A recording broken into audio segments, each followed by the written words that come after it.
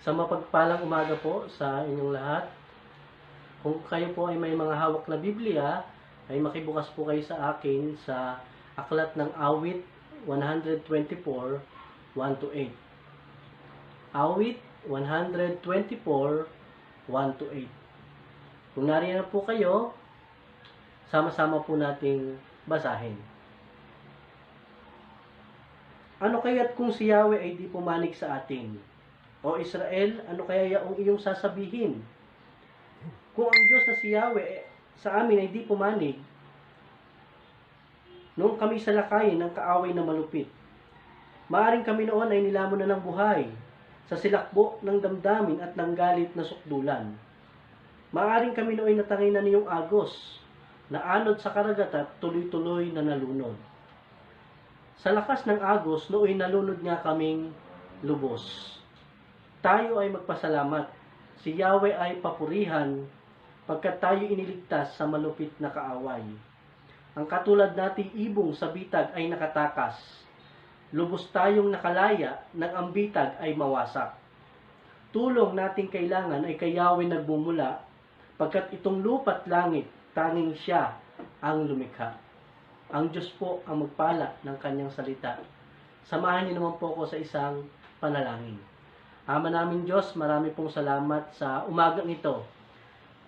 Dahil itinulot mo na makaranas kami ng matinding pagsubok na ito, itong pandemic. Pero salamat, dahil ikaw ang Diyos na nag-iingat sa amin. Hindi mo kami pinababayaan. Ang tulong mo ay sapat para sa mga nagtitiwala sa iyo. At dahil dyan, patuloy ka naming pupurihin, patuloy ka naming pasasalamatan dahil sa iyong mga kahangahangang ginagawa sa aming buhay. Sa umagang ito, ikaw lang po ang aming itinataas at dinadakila. Ito po ang aking dalangin sa matamis na pangalan ng Panginoong Hesus. Amen. Sa umagang ding ito ay makakarinig po tayo ng isang patotoo patungkol sa kanyang buhay, sa mga ginagawa ng Diyos sa kanyang buhay. Siya po ay isang diakonesa sa Santa Cruz Bible Christian Church at matagal na po siyang mananampalataya.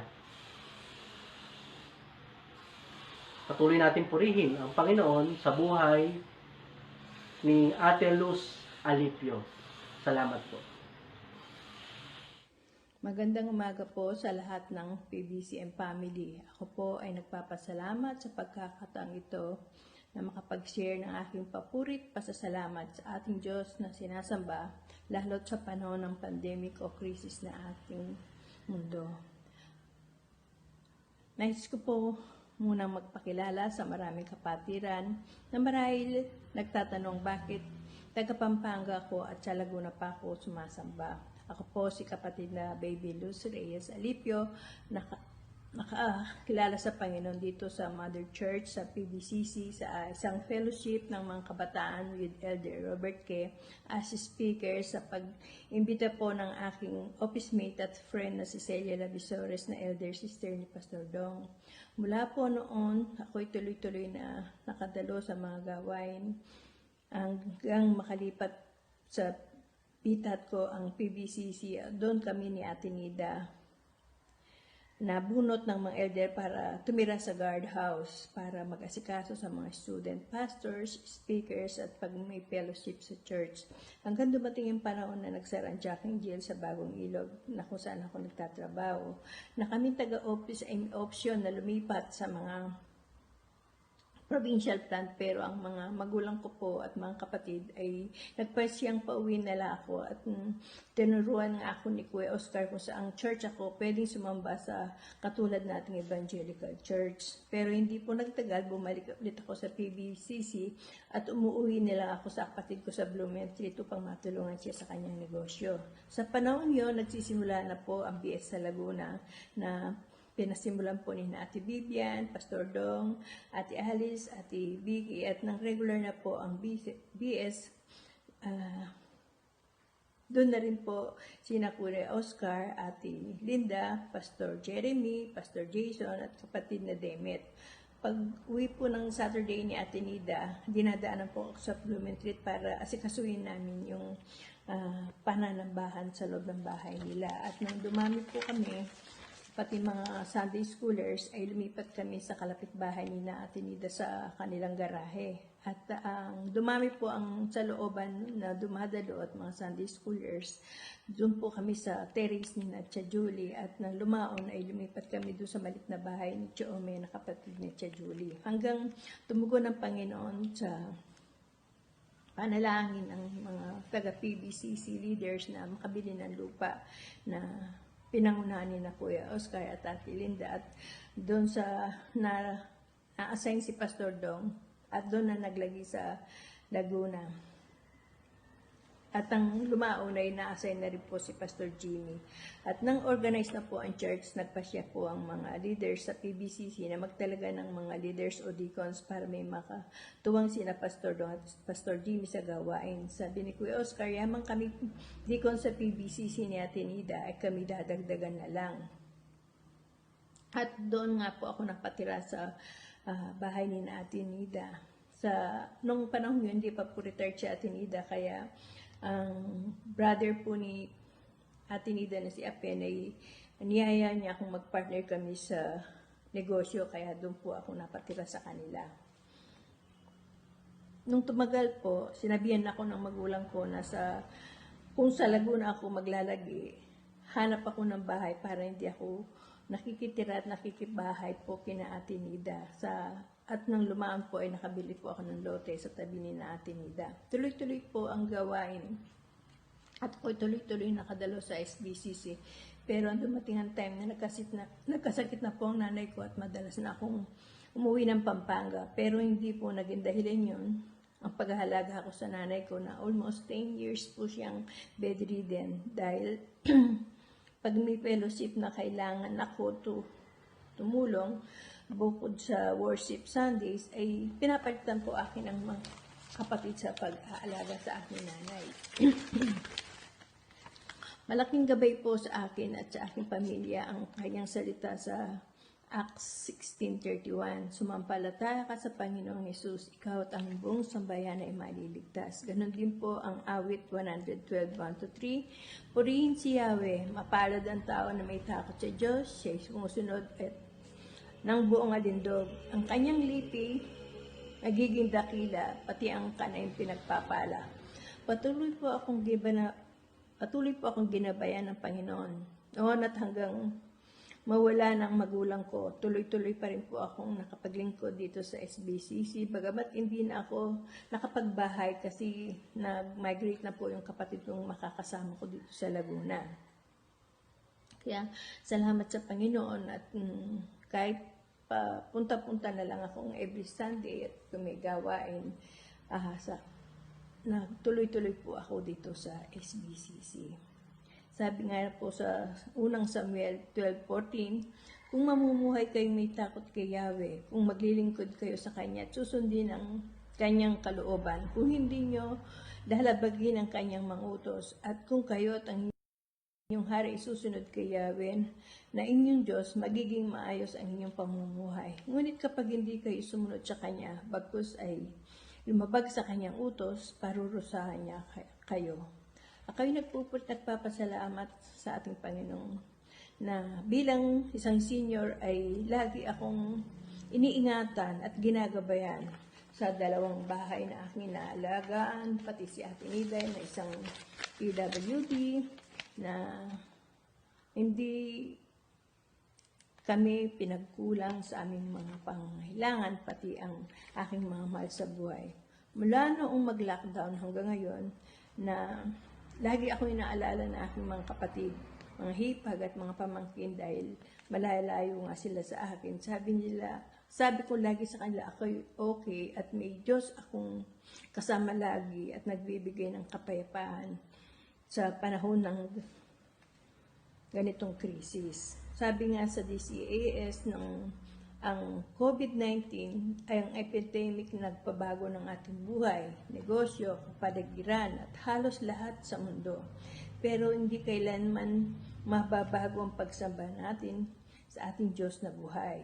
May pagkakaiba nga lang. May pagsamba sa private worship, may pagsamba sa online worship at yung face-to-face worship. Sa buong mundo, sari-saring balita ang naririnig at napapanood natin. Pero ang Diyos na tumutulong, ang laging nandyan, handang makinig sa atin at hindi siya nagbabago.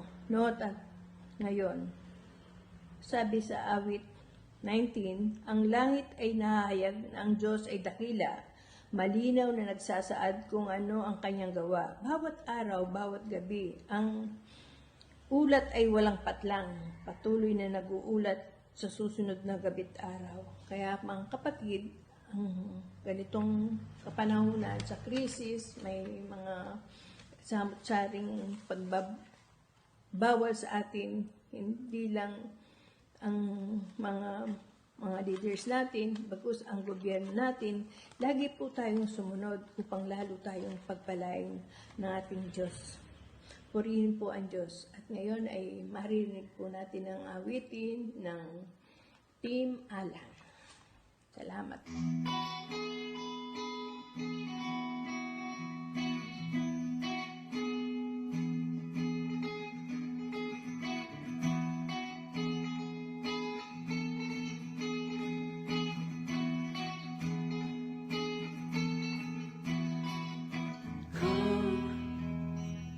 Now is the time to worship. Come. Now is the time to give your heart. Come. Just as you are to worship. Come. Just as you are before your God. Come. One day every tongue will confess you are God. One day every knee will bow. Still the greatest treasure remains for those who gladly choose you now.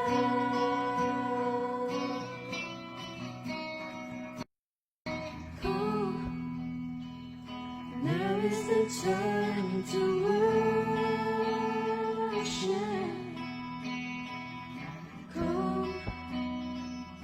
Now is the time to give your heart.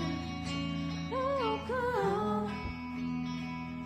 Just as you are to worship. Come. Just as you are before your God.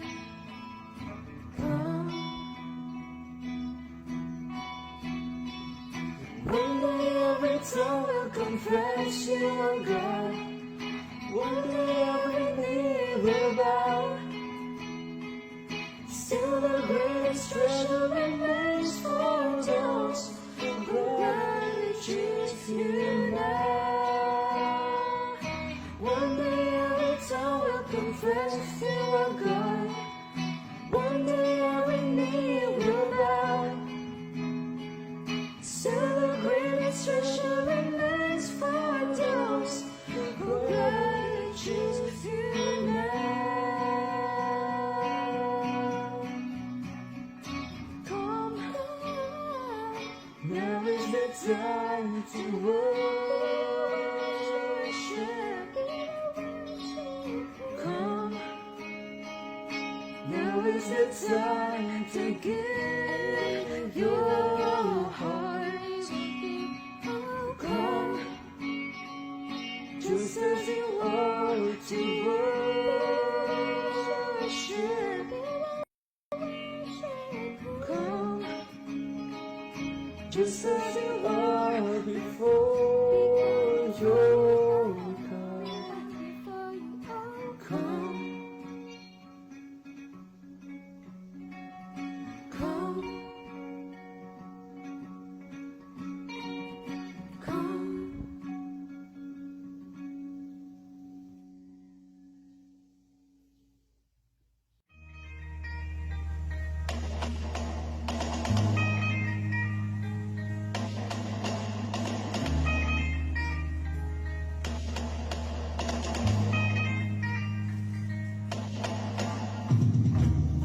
Every tribe will see your glory. Every nation bow before you. All our treasure turn to ashes in the light of you.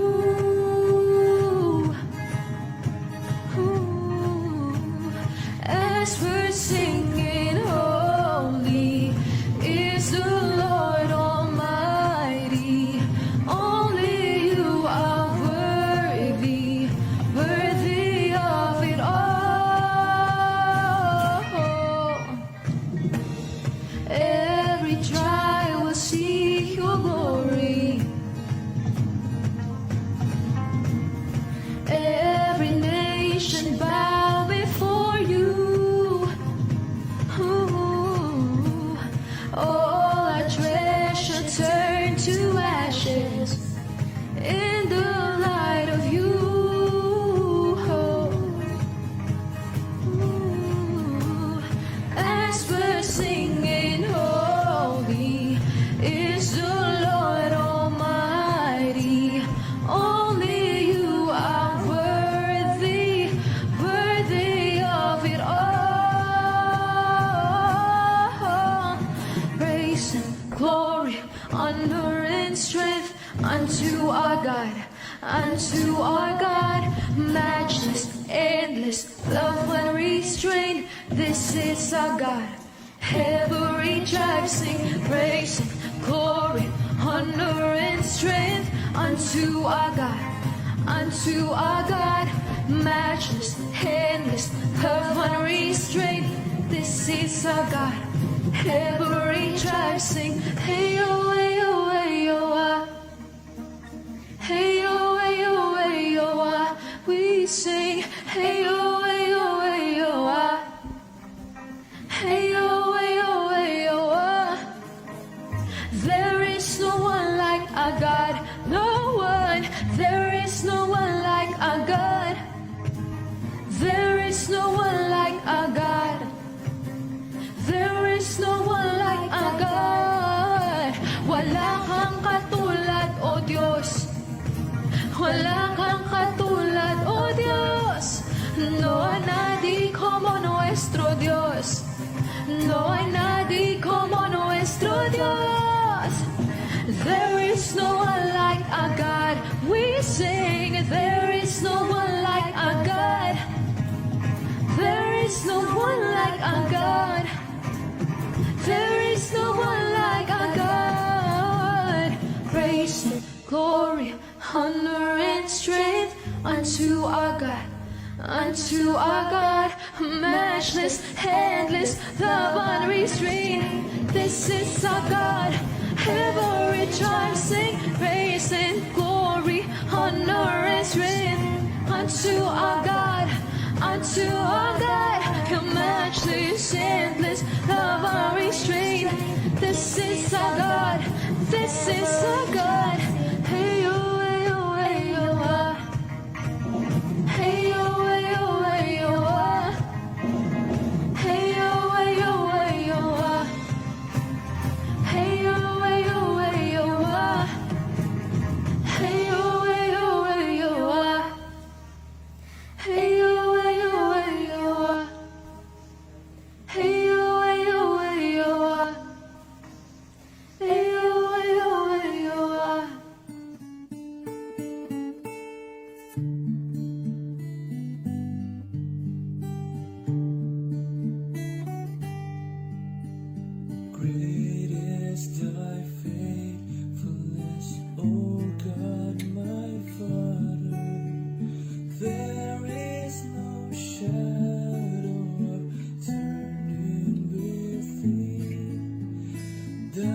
changes not, thy compassions they fail not.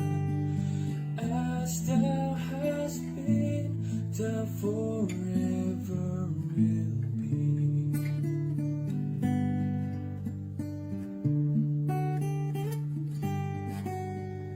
Great is thy faithfulness, great is thy faithfulness.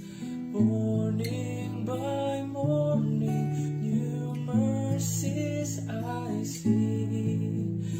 All I have needed, I have had provided.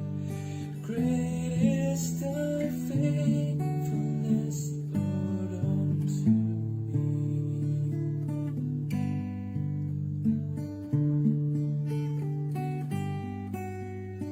Ardent for sin and a peace that endureth. Thine own dear presence to cheer and to guide. Strength for today and bright hope for tomorrow. Blessings all mine within 1,000 beams high.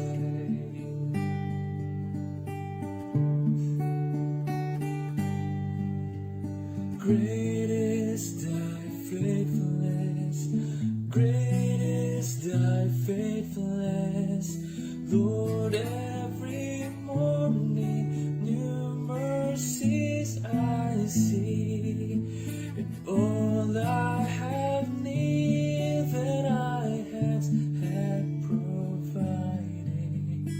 Great is thy faithfulness, great is thy faithfulness, great is thy faithfulness, Lord, unto me.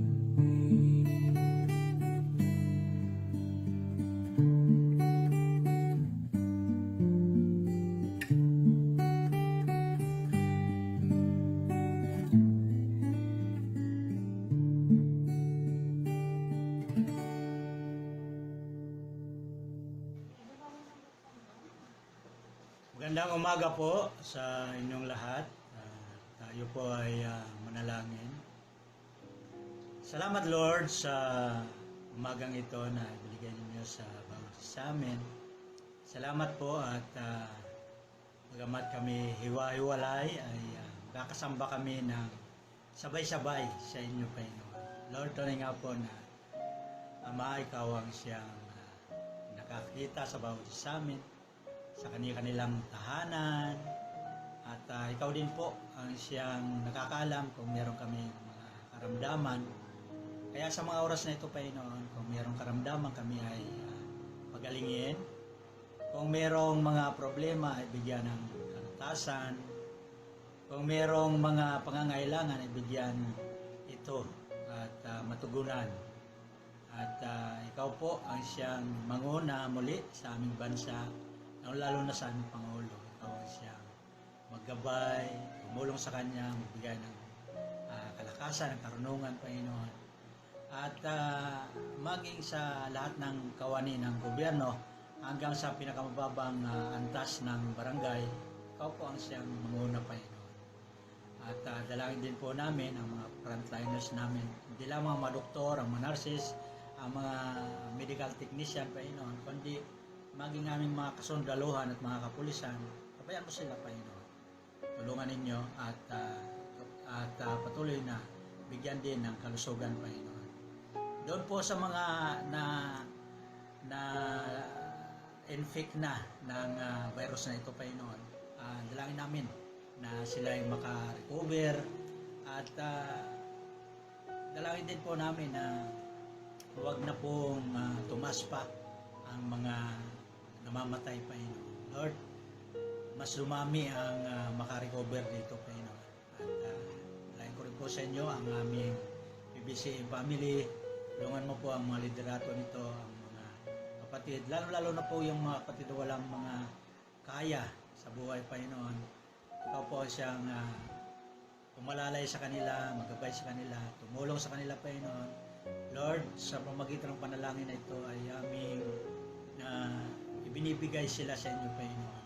Tunay nga po na abutin mo sila ng inyong mapagpalang kamay kung paano kami ay inaabot ninyo. Ganon din sila, Panginoon, sa bawat pamilya. At dalahin din po namin ang inyong patuloy na pag-alalay sa mga kapastoran, sa kanilang pananalangin, at patuloy na pag-usap sa inyo patungkol sa mga members, Panginoon. At dalahin ko rin po sa inyo ang pananambahan ngayong umaga. Ikaw po ang siyang manguna sa aming tagapagsalita. Bigyan mo siya ng tapang ng loob, ng karunungan ng gagaling sa inyo. Itago ninyo siya sa inyong likuran at ikaw ang siyang makita, Panginoon. At dalahin din po namin ang bawat makikinig, Panginoon. Kung hindi po karapat-dapat ang bawat sa amin, kami po ay nagpapakumbaba at nagmamakawa sa inyong harapan na kami inyong patawarin para maging malinis na siglan ng inyong salita sa umagang ito. Salamat, Panginoon. At sa pamagitan ng pananampalataya, aming inaangkin ang inyong pagpapatawad at paglilinis. Salamat muli at ang lahat ay aking ibinibigay sa inyong balikat, Panginoon. At napakabigat po ang pasanin ng bawat pamilya, lalo lang na yung mga wala. Walang-wala ay ikaw ang siyang tumulong sa bawat isa, Panginoon. At muli po, ang lahat ng ito ay sa inyo lamang binibigay at mamapuri, Panginoon. Sa pangalan ng Panginoon Hesus. Amen. Sa mga oras na ito po ay ating hilingan, ating kapatid, si kapatid na Marlon Jobarisa na magbasa ng pagbabatayan ng salita ng Diyos sa umagang ito.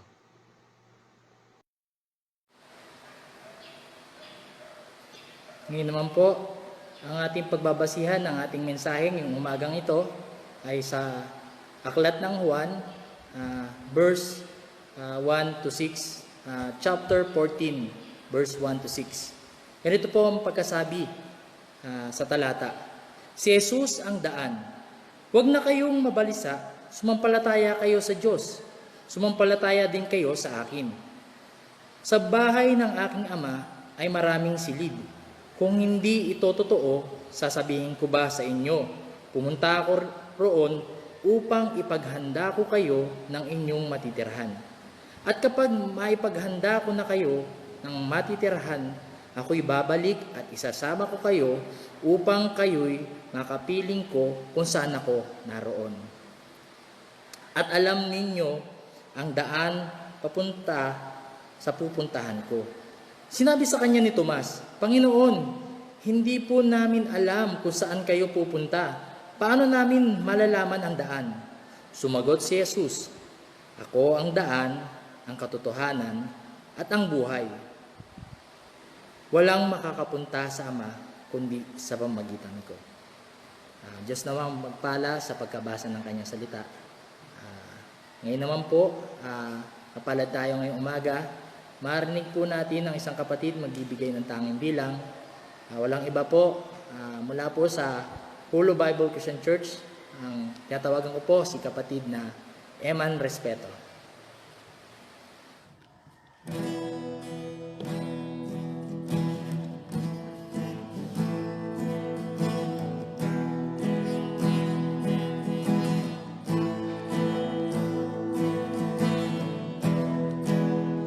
You gave it all for me.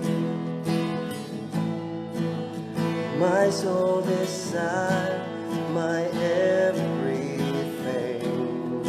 And all I am is devoted to you.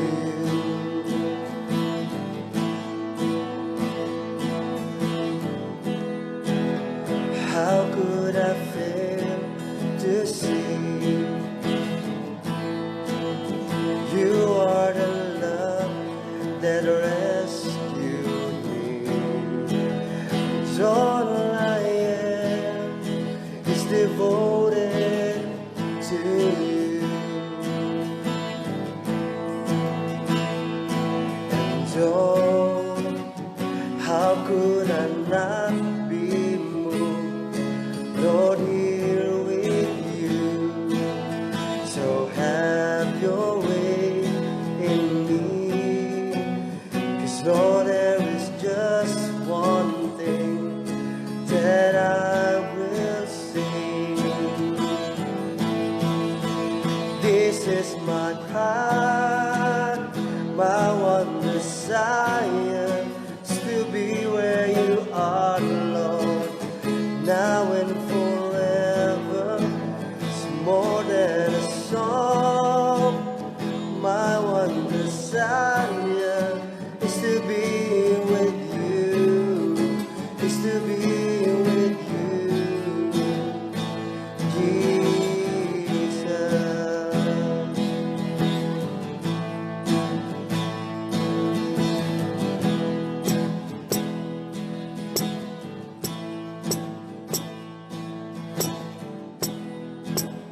How could I fail to see you are the love that rescued me? And all I am is devoted to you.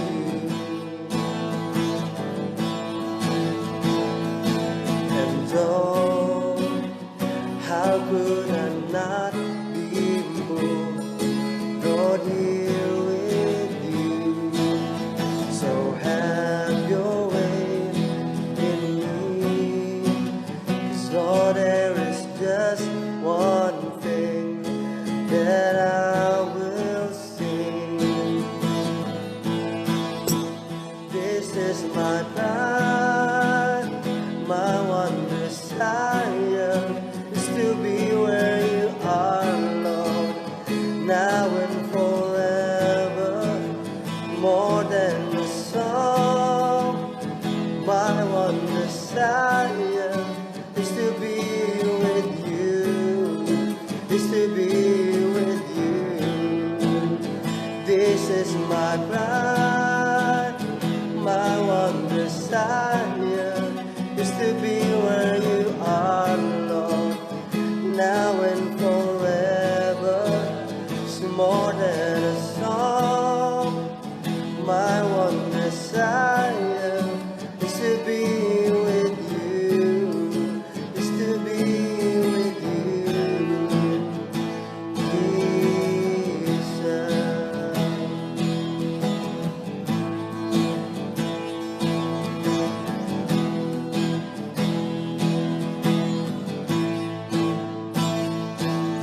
The one thing that I ask is to be with you.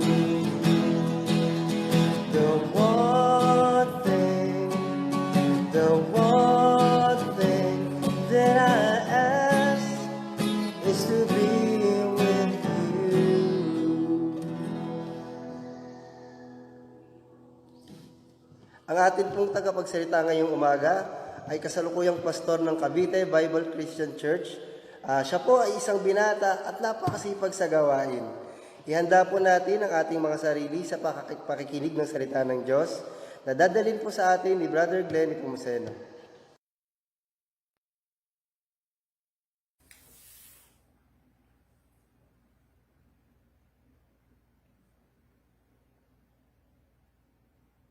Magandang umaga po mga kapatid. Isang malaki pong kasiyahan na maging bahagi po ng pananambahan sa umagang ito at makapagdala po ng isang paalaala mula po sa ating Panginoon. Nakasurvive na naman po tayo for another week. Salamat sa Diyos. Marahil po magtatatlong buwan na rin simula po nung tayo nasa quarantine at araw-araw po natin natutunghayan sa social media, sa TV, sa radyo, itong mga hindi magagandang balita na dulot po ng coronavirus o ng COVID-19. Di lang naman po ang Pilipinas ang apektado rito. Ang buong mundo po ay nagsasuffer dahil sa crisis na ito.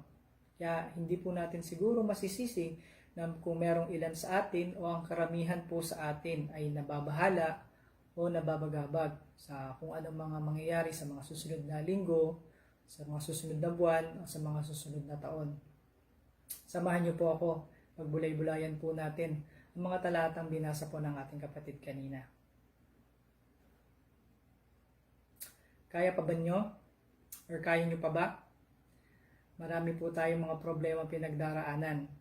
Sa ganitong kapanahunan, nabasa po natin sa mga balita, marami pong nawalan ng trabaho, marami pong kumpanya ang nagsara, marami po ang separated due to quarantine, maraming mga PUM, maraming mga PUI, at marami din po ang na-infect, at ang iba nga po ay pumanaw na. Siguro, sa ganitong kapanahunan, ang ating may tatanong na lamang ay saan ako hahanap ng kalinga? Or where can I find comfort? Sinasabi po sa first 1 ng chapter 14, sinasabi ng Panginoong Hesus, "Do not let your heart be troubled. Trust in God. Trust also in me." Jesus is inviting us to trust Him. May 3 punto po akong nais na i-emphasize po sa umagang ito. Nasabi po sa verse 6, sinabi ng Panginoon ay, "Trust in my presence, for He is the life." Sinasabi po ng John 10 verse 10, "The thief comes only to steal and kill and destroy. I have come that they may have life and have it to the full." So, it's not enough na hindi lamang po anghel ang pinadala para po maging mensahero ng Panginoon. At hindi lang din po naging sapat ang mga propeta. Talagang sadyang matitigas ang ulo ng mga tao. Ngunit, ang Diyos po ay isinugo ang kanyang bugtong na anak, ang ating pong Panginoong Hesus. Jesus made the unseen God known to us. Jesus lived with us. Siguro po sa kapanahonan ng ating mga apostoles, nakasama nila ang Panginoon at marami ang naging saksi sa kanyang mga ginawang himala, sa kanyang mga pagpapagaling, at ganoon din po sa kanyang mga aral. At nung siya po ay umalis, siya po ay nagbigay ng pangako. Kung babasahin po natin further in verse 16 and 17, pinabanggit po dito, "I will ask the Father to give you another helper, and that helper will be the Holy Spirit." So, nung umalis po o nag-ascend ang ating Panginoong Hesus, nag-iwan siya ng kanyang presensya. Ito po ang Holy Spirit. And not just the Holy Spirit, but also the church or the churches that surrounds us. Sinasabi ng Panginoong Hesus, tayo po ay magtiwala sa Kanya. Magtiwala tayo sa Kanyang presensya. Marahil po mahirap para po sa iba dahil alam po natin ang ugali ng tao. To see is to believe. Siguro po sinasabi po ng author dito ay lahat po tayo ay merong pagka-tumas sa ating mga puso. Kadalasan mas pinapaboran natin o mas binibigyan po natin ng ukol na pagtitiwala kung meron tayong nakikitang resulta o meron tayong nakikita na pwede nating paniwalaan. Kung mababasa niyo po as a reference, John 20:26 to 29, ito po yung senaryo na ang Panginoong Hesus, a few weeks after nang siya po ay muling nabuhay, pumasok siya sa isang silid at naroon ang kanyang maalagad kasama si Tomas. At challenge niya si Tomas na ipasok mo ang iyong daliri sa butas ng aking mga kamay at ipasok mo ang iyong kamay sa butas sa aking tagiliran. And only dahil sa pamamagitan ng senaryo na yon, nagkaroon si Tomas ng mas matibay na pananampalataya sa kanya. Seeing Jesus resurrected after 3 days. Siguro po, ang sinasabi ng Panginoon sa atin mas maganda na kahit hindi nyo ako nakikita, ay patuloy kayong magtitiwala sa akin. Yun po yung karugtong sa verse 1. There is this sa Old Testament na talaga pong binibigyan ko ng kaukulang pansin, talking about God's presence. It is the story of King David. 1 Samuel 17, humarap po si Haring David kay Goliath. Kung tayo iharap sa isang higante, oo, madali para sa atin ang matakot. Pero, etong si Haring David ay hindi nagpatinag. Gusto ko pong i-emphasize yung kanyang sinabi doon sa verse 37. The Lord who rescued me from the claws of the lion and the bears will rescue me from this Philistine. Knowing the fact na hindi naman na-meet ni Haring David ang ating Panginoon o ang Diyos, ngunit nagtitiwala siya sa kanyang presensya. Oo nga naman, doon sa krisis, sa kanyang mga pinagdaanan, laban sa mga leon at doon sa oso, upang protektahan ang kanyang kawan, sinasabi ni Haring David na siya ay tinulungan ng Diyos. So ano pat hindi siya tutulungan ng Diyos laban dito kay Goliath. Isip ko po, kung meron tayong, kung nai-imagine ko po kung anong sasabihin ng Diyos sa kanya, ay kung ganito pa naman yung pagtitiwala na binibigay sa akin nitong si David, ay hindi ko siya ipapahiya. Siguro yun po yung mas maganda para sa atin na nagtitiwala tayo sa Diyos, nakasama natin siya, kahit hindi natin siya nakikita. So anumang struggles na ating pagdaraanan, as long as we believe in the presence of God, kaya natin itong ma-overcome. Number 2, Jesus is inviting us to trust in Him and trust His promises. He said, I am the truth in verse 6. Yan, Jesus can testify to the truth, teach the truth, because He Himself is that truth. In Him there is nothing false, nothing misleading, and nothing fake or uncertain. Talagang siya ang katotohanan. Walang panlilinlang, walang fake news, at wala pong panggugulang. Kung anong sinabi ng Panginoon, iyon ang masusunod o yun ang magaganap. We can trust in His promises. Ayon po sa statistics on the Bible promises, there are approximately 8,810 promises in the entire Bible. Sa Old Testament po ay merong 7,706. And in the New Testament, meron naman pong 1,104 wonderful promises. And in Deuteronomy 28 has 133 promises, which is more than any other chapter in the Bible. Doon ko rin po kinuha yung isang verse, Deuteronomy 7:9. Ito po yung sinasabi niya. Know therefore that the Lord your God is God, the faithful God who keeps covenant and steadfast love with those who love Him and keep His commandments to 1,000 generations. Hindi po babaliin ng Panginoon ang kanyang salita. Kung ano po ang kanyang pangako, iyon ang magaganap. At lagi ko pong naaalala yung awitin, God will make a way. Sinasabi doon na kung may mga pagkakataon na akala natin hindi mangyayari, but if it's according to what God said, God will always make a way para po mangyari kung anong kanyang pinangako. Nais ko rin pong basahin yung Numbers 23:19. God is not a man that He should lie, nor a son of man that He should change His mind. Does He speak and then not act? Does He promise and not fulfill? The bottom line will be, ang Panginoong Diyos po ay hindi nagbabago. Siya po ay totoo, faithful and true. Sa kung ano man ang kanyang ipinangako, iyon ay kanyang tutuparin. I have this one illustration po, galing po dun sa ating author, na meron pong isang matandang member ng church, and siya po ay nandun na sa huling yugto ng kanyang buhay. So, ang imaginein po natin ay matandang lalaki na po siya. At lumapit po siya sa kanilang pastor.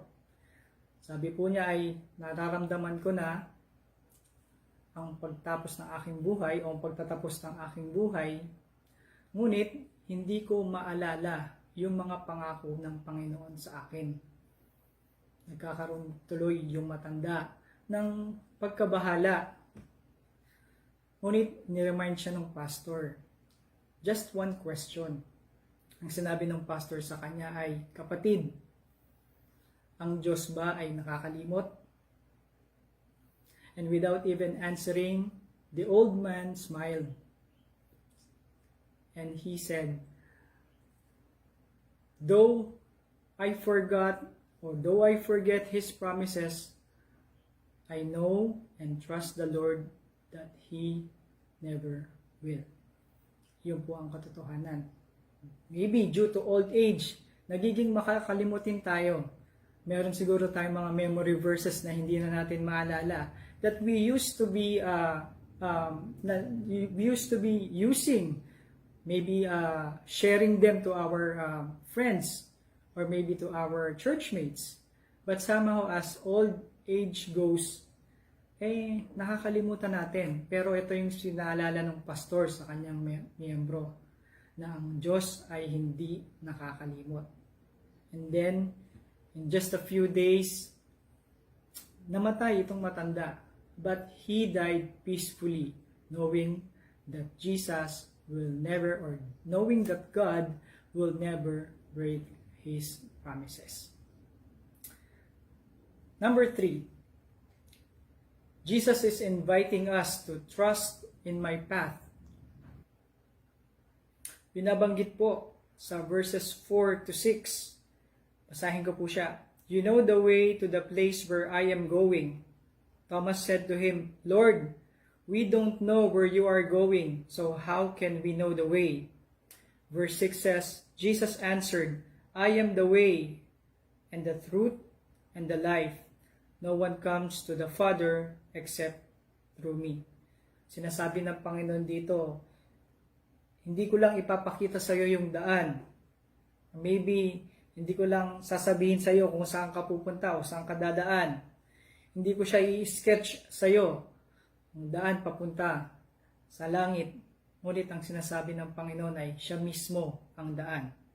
We have to trust in Him. We have to walk with Him kung gusto nating makapunta sa kaharian ng Panginoon. Acts 4 verse 12 says, Salvation is found in no one else, for there is no other name under heaven given to men, by which we must be saved. Ito sinasabi ng Panginoon in verses 10 to 11, which is actually referring to Himself. Jesus is the only way to God.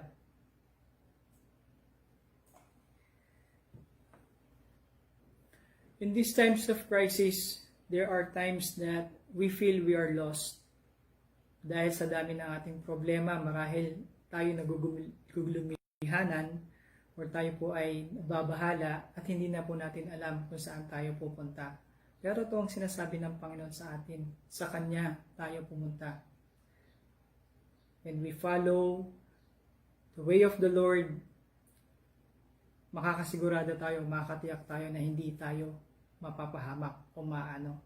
You may go somewhere else, but definitely you will perish. The only way to the Lord is through Jesus. Kaya po, patuloy po tayong magtiwala sa ating Panginoon. And as a conclusion, marami po tayong burdens na pinagdaraanan. Hindi lang siguro ngayong umaga. Siguro kahit yung mga burdens natin in the past ay nagsisilbi pong pabigat po sa ating kalooban para po tayo ay patuloy na magtiwala sa Panginoon. Why don't we have to let go of them? Surrender po natin sa Panginoon ang mga burdens na ito at turuan natin yung ating puso na magtiwala sa Panginoon, na siya ang may control sa lahat ng bagay. Jesus is inviting us to trust Him. Sa mga hindi pa, trust Him now. Trust in His presence. God is living with us. We have the Holy Spirit guiding us, and we also have the church na mag-guide din sa atin o tutulong sa atin. Also, we have to trust in God's promises, knowing that He is God, He is faithful and true, and He will never forsake us. Kung itong mga pangako ng Panginoon sa atin na pinangahawakan natin, kapit lang po tayo sa mga pangakong ito at patuloy tayong magtiwala sa Kanya. And lastly, we have to trust in His way or trust in His path. Hindi tayo mawawala. If we are trusting His way, we are on the good and straight path. It may be rough, maraming balakid, maraming pagsubok, but knowing that God is with us, alam po natin na hindi tayo mapapahamak. As long as we keep trusting in the Lord.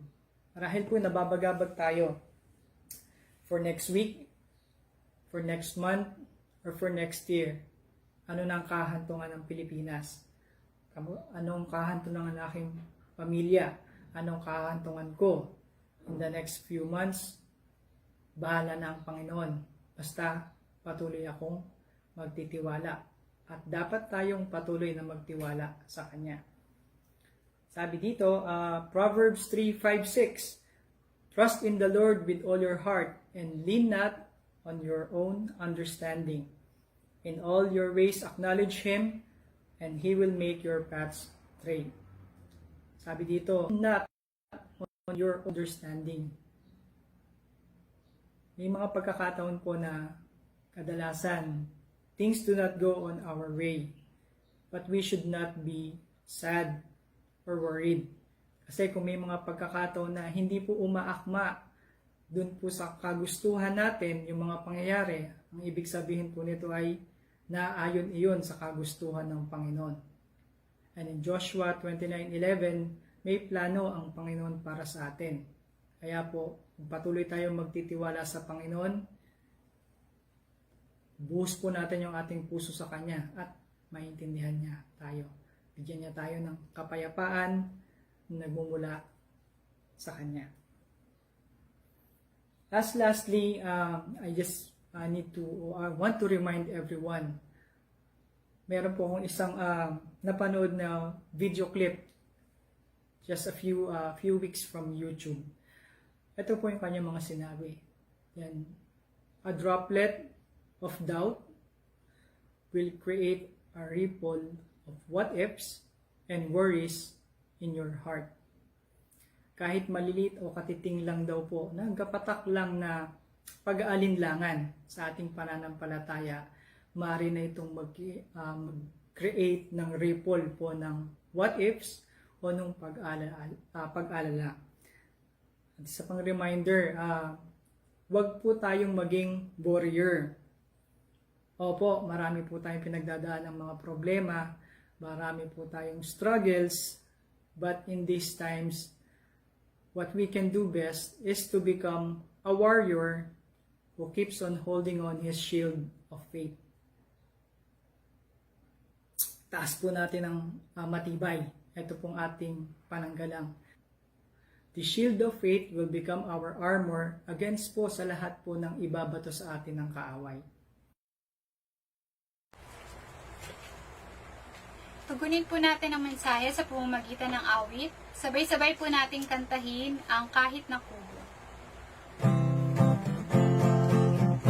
Kahit na kubo ang aming tahanan, dito sa lupa'y may kasiyahan, pagkat sa langit may naghihintay na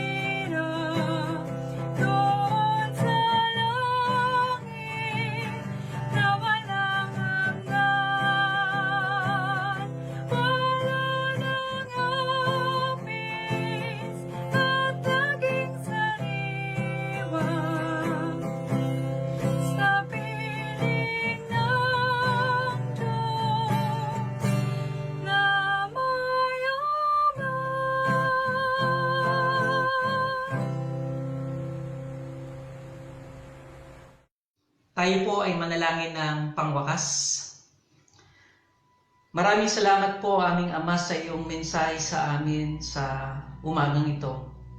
At salamat sa kapayapaan dulot ng aming Panginoong Hesukristo. Siya ang naging daan ng aming kaligtasan, siya ang aming buhay. At dalangin po namin na sa ganitong pagsubok, ang kapayapaan mo, ang kaaliwan mo, ang kagalakan mo, ang siyang sumaamin. At ito ang maging daan para makayanan namin ang anuman na dumarating sa aming pagsubok. Hayaan niyo po that your comfort be upon us through our Lord Jesus Christ. Maraming salamat po sa katatagan na ipinagkaloob mo sa amin at pag-asa mula sa iyong mensahe sa amin sa umagang ito. Maraming salamat po. Ang Panginoon na bukal ng kapayapaan, ang siya nawang magkaloob sa inyo ng kapayapaan sa lahat ng pagkakataon. Naway sumainyong lahat ang Panginoon. Amen.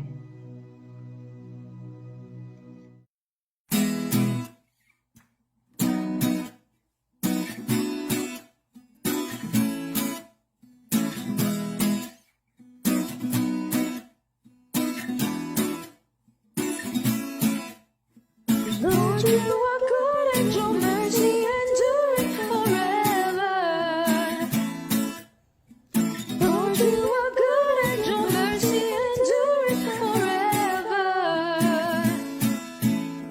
People from every nation and tongue, from generation to generation, we worship you. Hallelujah, hallelujah, we worship you for who you are. We worship you. Hallelujah, hallelujah, we worship you for who you are. And you are good.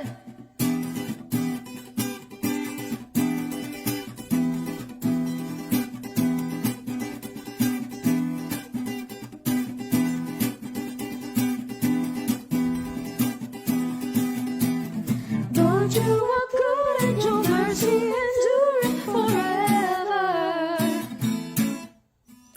Lord, you are good and your mercy enduring forever. People from every